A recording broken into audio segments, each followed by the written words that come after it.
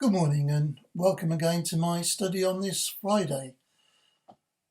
I've been thinking this week about how much we take for granted in this world. We're so lucky in this country. We turn on a tap and we get pure, clean water. We switch on a light switch and we get light. Our central heating comes on to make sure we're warm when it's cold. All those things which really other countries in this world would find quite incredible. And certainly a lot of our predecessor generations just wouldn't believe. And yet we just accept that these things will be there. They'll happen. We just take it for granted.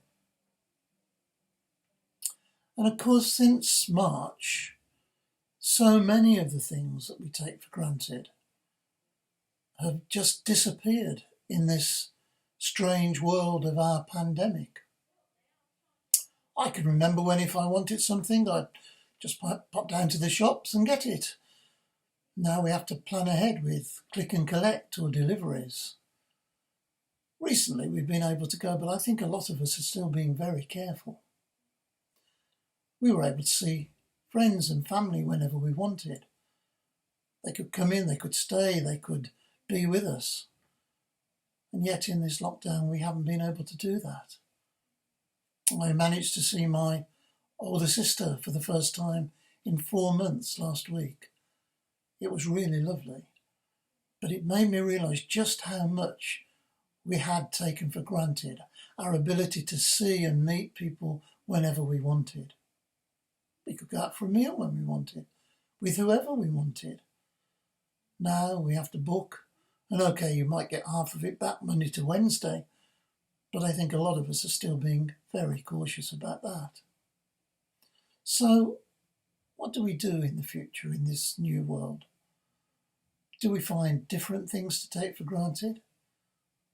Do we have to assume that we will eventually take social distancing and wearing masks for granted? We just don't know, do we? And then I think about church. Again, it was so easy.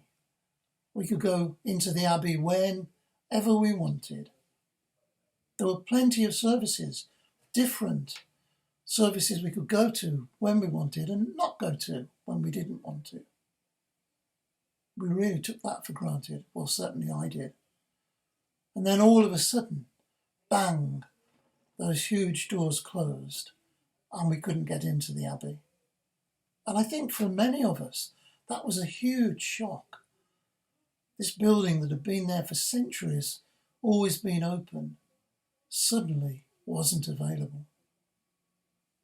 And how good it's been as we've gradually been able to open it a little bit for personal prayer and then for services once a week, which aren't quite the same as our services were before. How we took for granted singing, the playing of the organ, the ringing of all our bells. And yes, we are getting back to something where we can go every week, but there's no singing, there's no organ. And at the moment, there are just 4 bells being rung.